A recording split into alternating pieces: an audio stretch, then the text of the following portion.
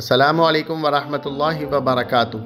हज़रत अब्दुल्लाह इब्न अब्बास रज़ियल्लाहु अन्हु से रिवायत है कि अल्लाह के रसूल सल्लल्लाहु अलैहि वसल्लम ने फरमाया कि जो शख्स हज करना चाहता हो तो उसे चाहिए कि वो जल्दी करे।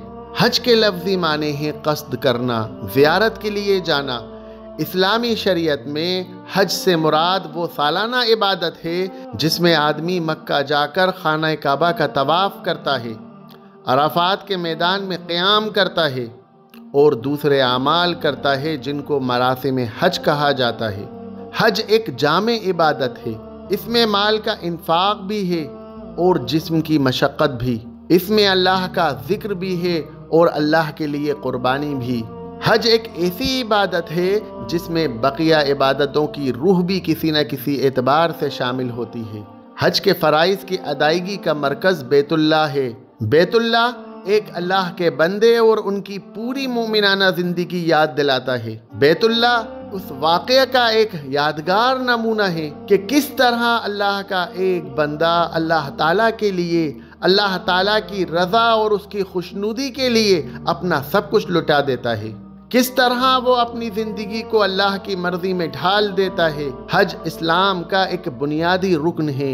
दूसरी इबादतों की तरह भी इसकी असल रूह तक़वा है।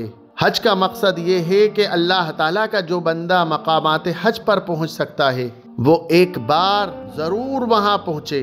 वहाँ मुख्तलिफ आमाल के ज़रिए वो अपने कामिल बंदे होने का सबूत दे।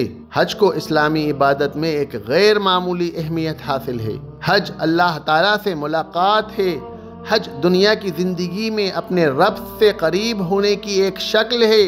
दूसरी इबादतें अल्लाह ताला की याद हैं, जबकि हज खुद अल्लाह ताला तक पहुँच जाना है। आम इबादत अगर गैब की सतह पर खुदा की इबादत हैं तो हज शुहूद की सतह पर खुदा की इबादत है। हज अल्लाह के लिए सफ़र करना है, अपना वक्त और अपना माल खर्च करके उन मकामात पर पहुँचना है जहाँ अल्लाह की यादगारें हैं, जिनसे अल्लाह ताला के सच्चे बंदों की यादें वाबस्ता हैं। हज के तमाम मरासिम इस बात का अमली इजहार है कि आदमी अल्लाह के लिए मशगूल है।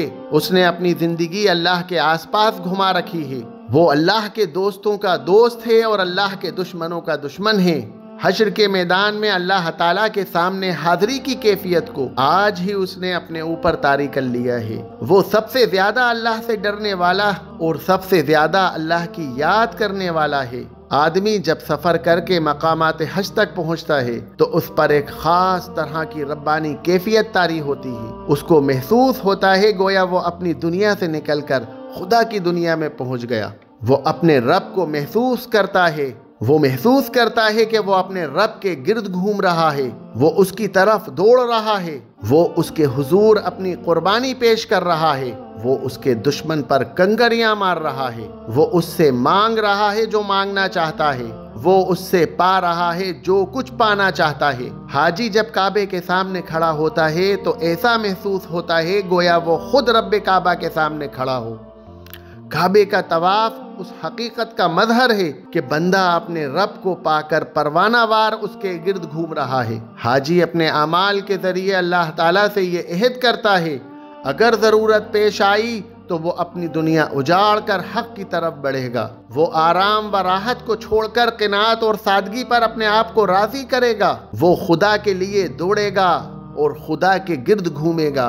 वो शैतान के बहकावों को पत्थर मार कर अपने से दूर भगाएगा। वो अमल की ज़बान में खुदा से कहता है कि अगर दोबारा दीन के लिए ज़रूरत पेश आई तो वो उस आखिरी हद तक जाने के लिए तैयार है कि वो अपनी औलाद को ज़िबाह करके दीन की ज़रूरत पूरी करेगा। काबा ज़मीन के ऊपर खुदा की निशानियों में से एक निशानी है। वहाँ पथराए हुए सीनों में अब्दियत के चश्मे जारी किए जाते हैं।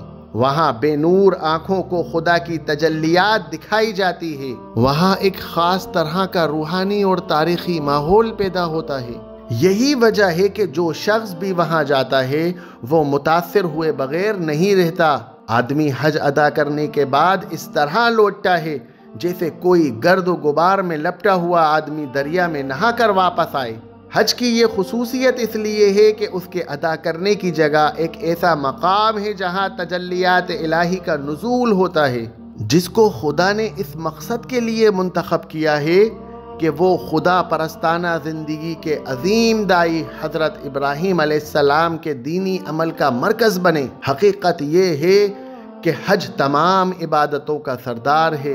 काबे का जो दर्जा दूसरी मस्जिदों के दरमियान है, वही दर्जा हज का दूसरी इबादतों के दरमियान है। एक हदीस में हज को अफजल इबादत कहा गया है। हज की ये खुसूसी अहमियत अपनी रूह के एतबार से है, ना कि सिर्फ अपने जाहिर के एतबार से। सिर्फ दयार हरम में जाकर वापस आने का नाम हज नहीं है, बल्कि उन कैफियत को हासिल करने का नाम हज है जिनके लिए ये फरीज़ा मुकर्रर किया गया है। जो शख्स हज को उसकी सच्ची रूह और सही आदाब के साथ अदा करे, उसके लिए हज सबसे बड़ी इबादत बन जाएगा। हज़रत हसन बसरी रहमतुल्लाह अलैह कहते हैं कि हज मबरूर वो है जिससे आदमी इस तरह लौटे कि वो दुनिया से बेरग़बत हो और आखिरत का शौक़ उसके अंदर पैदा हो जाए।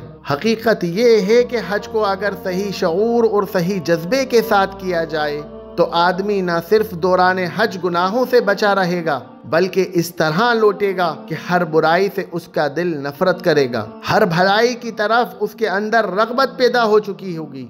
अल्लाह के रसूल सल्लल्लाहु अलैहि वसल्लम ने फरमाया, ए लोगों, अल्लाह ताला ने तुम पर हज फ़र्ज़ किया है तो तुम हज करो। जो शख्स अल्लाह ताला के लिए हज करे फिर वो ना कोई फहश बात करे ना कोई गुनाह करे, तो वो अपने गुनाहों से इस तरह निकल आएगा जैसे वो उस दिन था जब वो अपनी माँ के पेट से पैदा हुआ था। और एक उम्रे के बाद दूसरा उम्रा दरमियानी गुनाहों का कफ़ारा है और हज मबरूर का बदला सिर्फ जन्नत है।